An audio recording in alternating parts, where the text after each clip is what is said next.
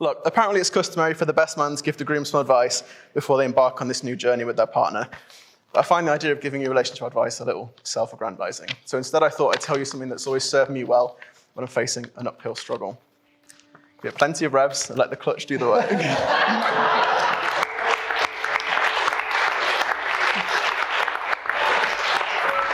Cheers, guys.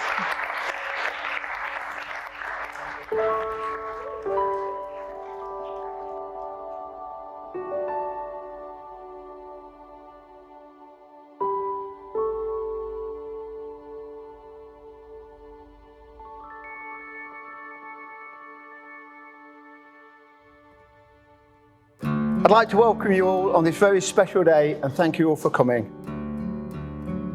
And I must say, Alexandra and Connor look absolutely amazing. Good afternoon, class. My name is Mr. Poxon and I will be your substitute teacher for today.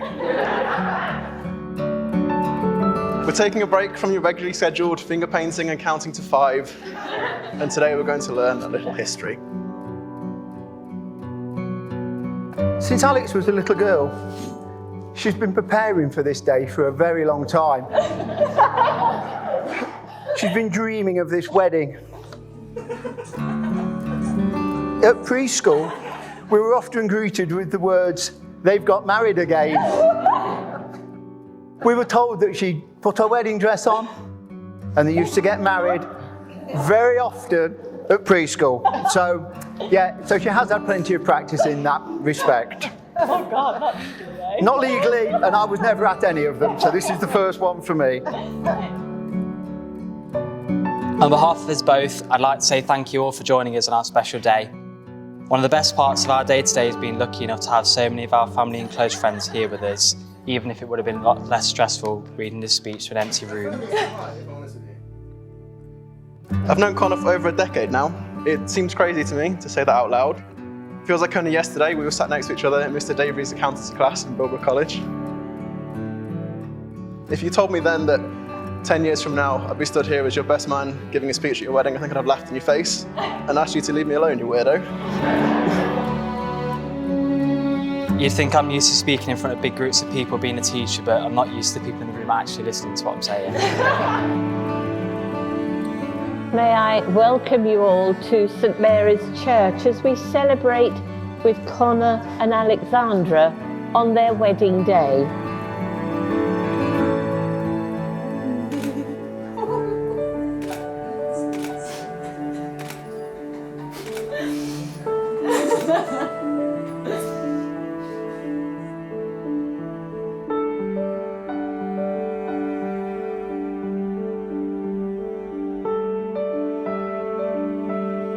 I give you this ring. I give you this ring. As a sign of our marriage. As a sign of our marriage. With my body I honour you. With my body I honour you. All that I am I give to you. All that I am I give to you. All that I have I share with you. All that I have I share with you. Within the love of God. Within the love of God. Father, Son and Holy Spirit. Father, Son and Holy Spirit.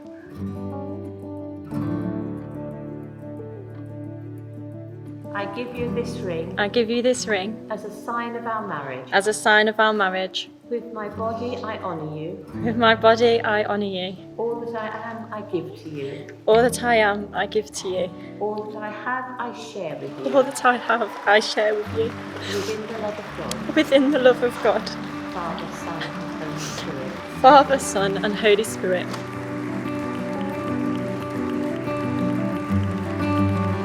When Connor asked me to be his best man, I was bowled over. What an honour. The reality soon struck me that I was stuck with organising 6 of the most unreliable men on the planet, which was a bit of a challenge. The biggest thank you to the most amazing partner I could ever ask for. I'm so lucky to have found a bride that not only has the same sense of humour as me, but is so beautiful, kind and accepting.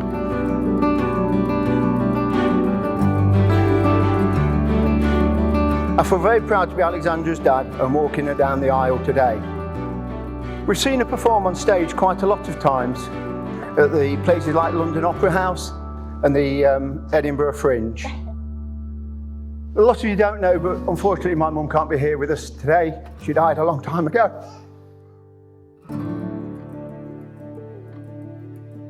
And Alex never got to see her. But my mum used to do amateur dramatics, and she would have loved to have seen Alex performing on the stage. And I know today she's looking down on us all and absolutely loving today.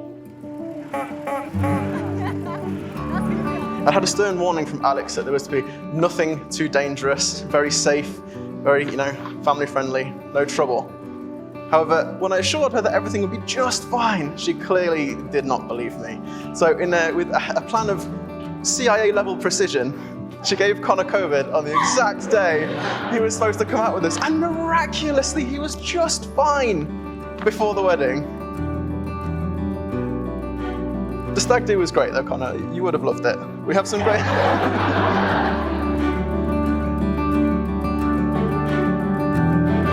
I know that Connor will support Alex as much as we do. And one bit of advice, Connor, a happy wife is a happy life.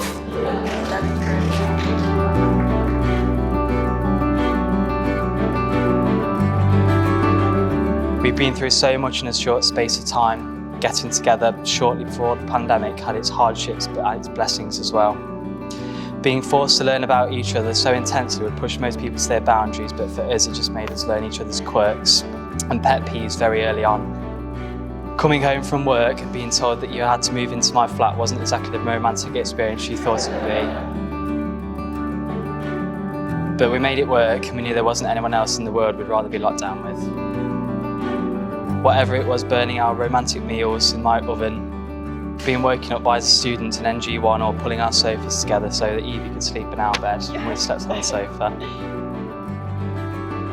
It was an experience that made me realise I could easily spend the rest of my life with you. Not only have you always looked after me, but you've always been the most amazing stepmom towards Evie as well, who rightly adores you as much as I do. Life has thrown all sorts of challenges at Connor over the last decade that I've known him. Some have been really small, like character builders that he's taken in his stride, like becoming a parent. Some have been bigger things, the kind of stuff that makes you think, what kind of man do you want to be? Where you have to wake up in the morning, look at yourself in the mirror and say, I am strong, I am brave, I can complete a hill start.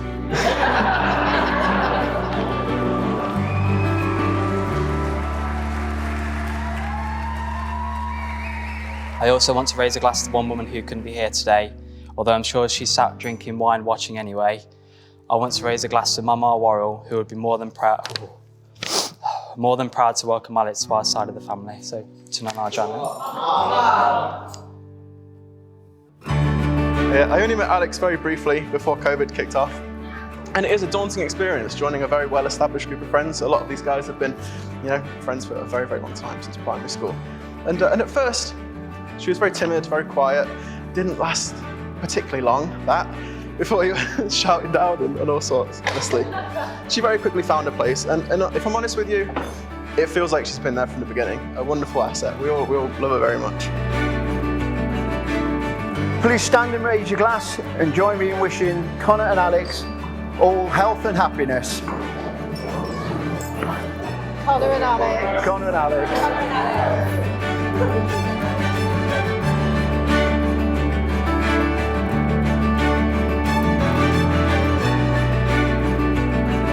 We've definitely came a long way and had some challenging times, but I feel like we've taught each other so much along the way.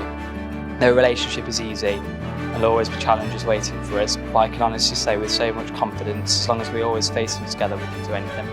You are my soulmate, and I love you. To Alex.